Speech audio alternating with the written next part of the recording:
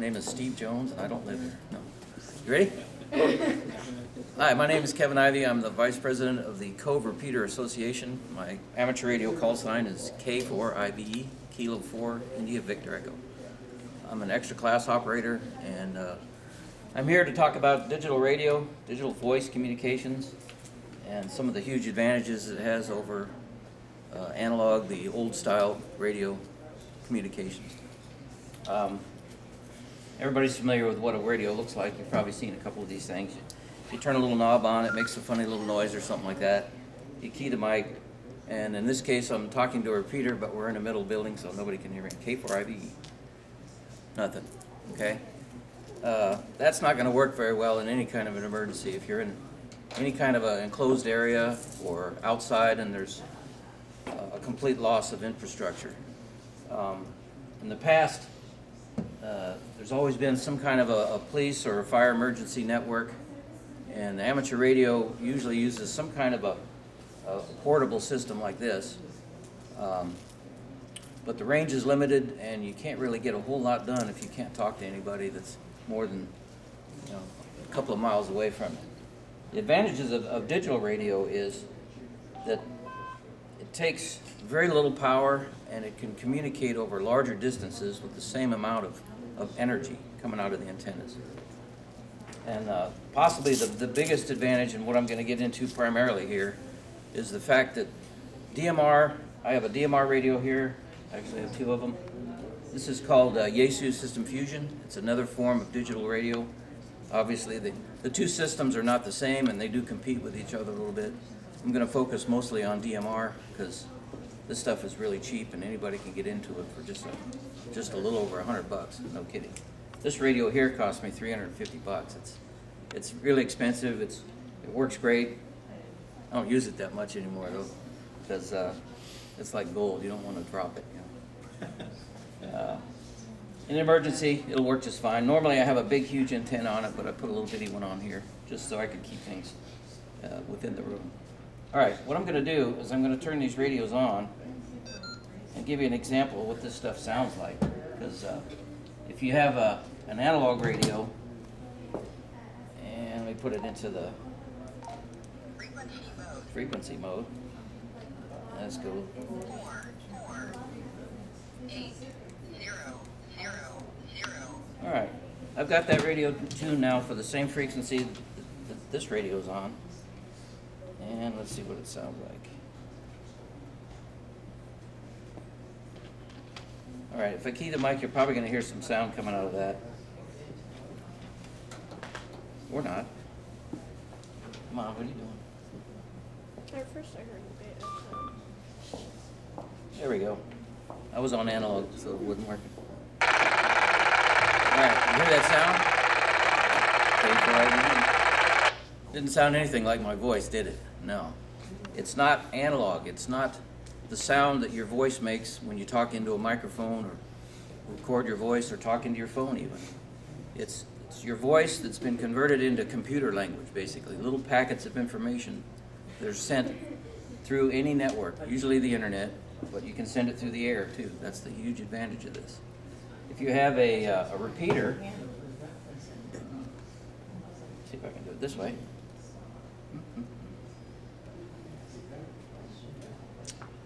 If you have a repeater, you can talk through the radio to an antenna up on a mountaintop and talk to anywhere in the world because it's connected through the internet. We don't have that here yet, but I'm working on it. And if that repeater is down, then I'll show you some other things we can do to still be able to communicate with pretty much anywhere in the world. Hear that sound? Just a bunch of noise. More sound. Okay, I'm going to turn that radio off because it's analog. I don't want to hear it. I'm going to turn this radio off because it's not the same mode. But this one here, Kilo 4, India Victor Echo. Okay, but for some reason it just doesn't want to behave. There we go.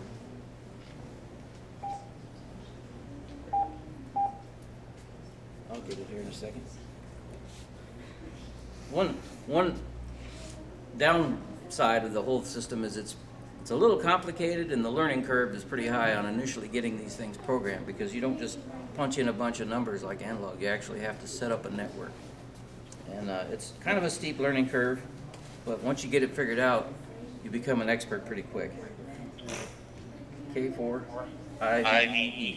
Okay? That sounded like my voice, didn't it? Okay? What happened was this radio just converted that into computer language, crunched it down into compressed little packets, sent it across the internet. In this case, 3-foot difference between the two antennas. Okay? So my voice was converted into computer language and then reconverted back on another computer over here that looks a lot like a radio. This radio here costs less than $100. That to me is amazing.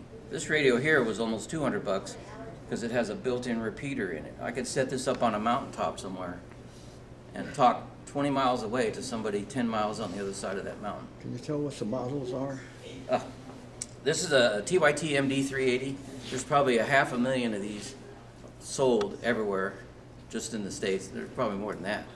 Very popular radio. When they first came out, they were right around $100. Now you can get them for 70 something, $80. This particular model is UHF only. The B-Tech I have here is dual band. It does VHF and UHF.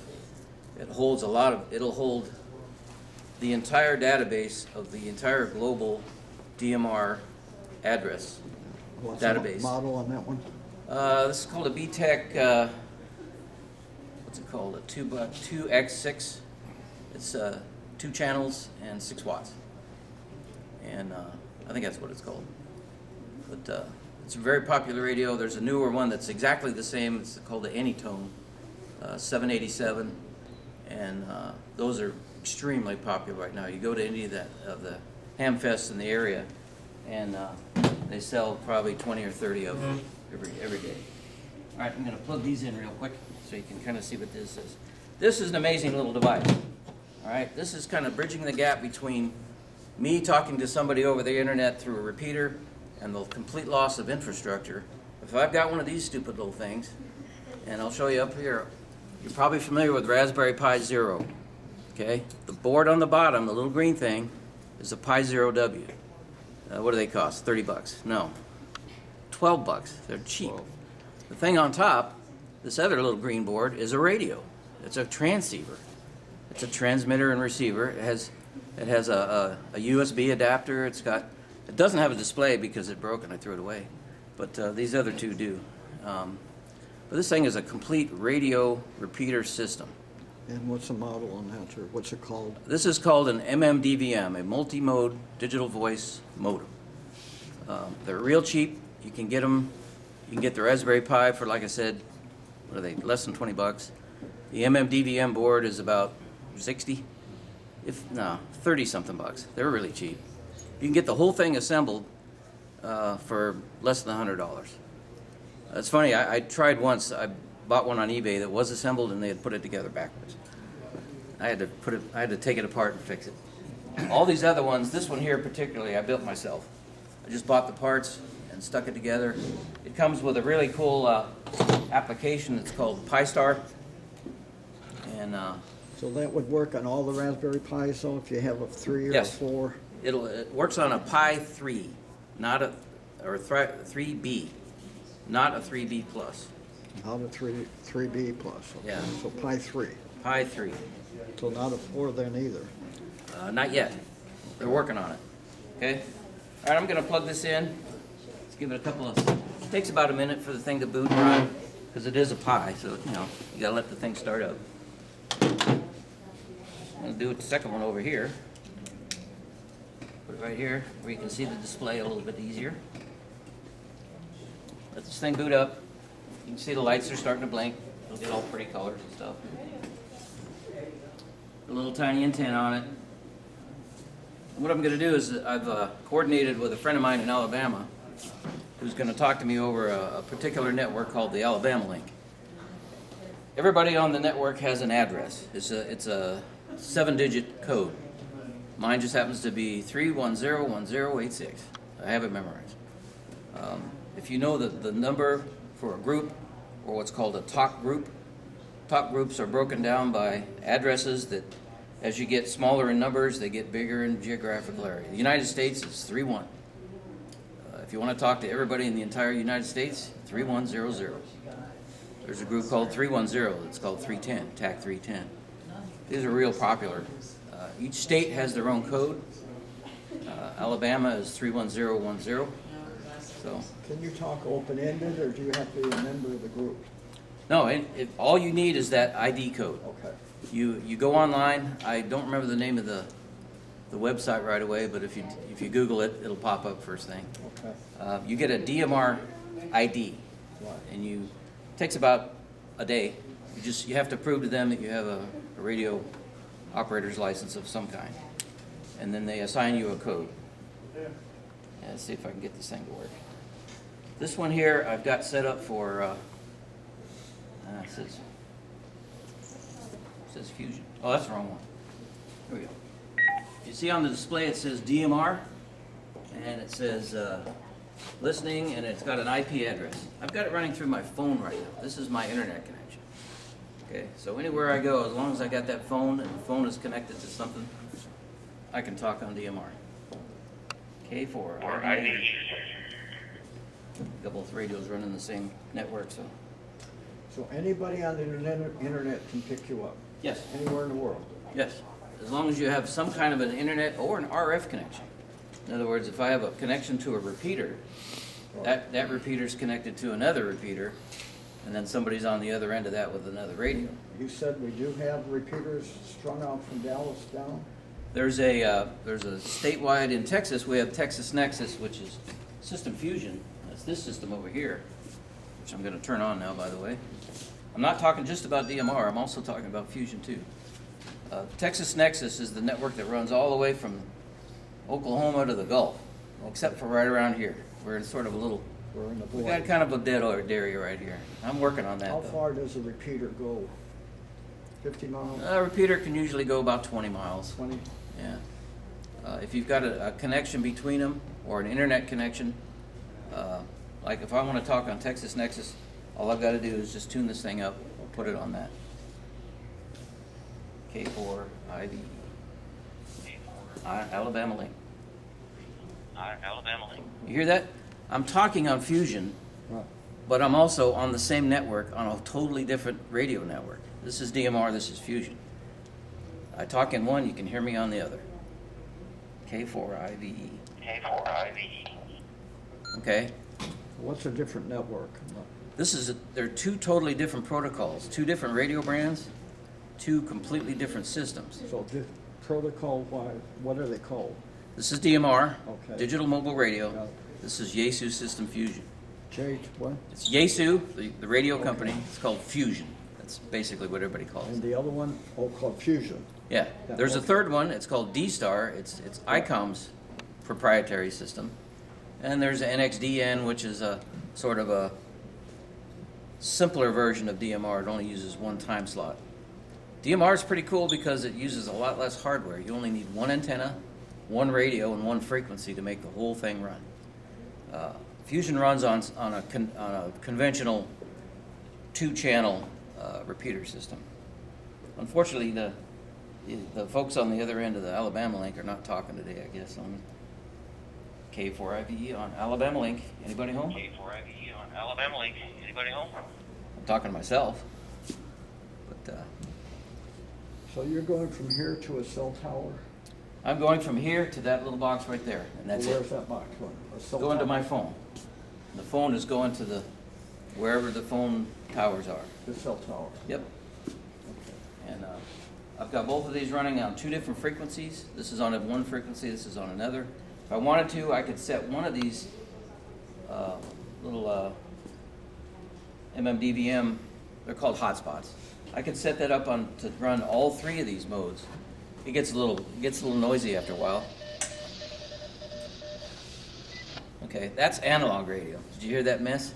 How scratchy it was? I don't know if you could pick it up or not. But that was an analog. That was our repeater, as a matter of fact. So this is called a hotspot? It's Yep. working off the power pack? Yep, the hotspot runs off of a USB 5-volt connection. These little 6, 7, 8, 10,000 milliampere batteries will will run of these things for 3 days. Even if you're using it a lot, it'll still run for 3, 4, 5 days. So you can kind of imagine the emergency operations usefulness of these things. Yes, sir. As long as the cell tower works. As long as the cell tower works, or if somebody's bright enough, they'll connect one of these to a radio a lot like this one, or like that one. Set it up on a hill somewhere. Put it up on a hill somewhere, and if you get 20 people in a 100-mile area, you've got total coverage with no internet and no AC power, no infrastructure at all. If you can just do this right here, where you've got a little battery running a little tiny box, and then hook that to a bigger antenna. And it stays digital. Yes, Okay. this is all digital.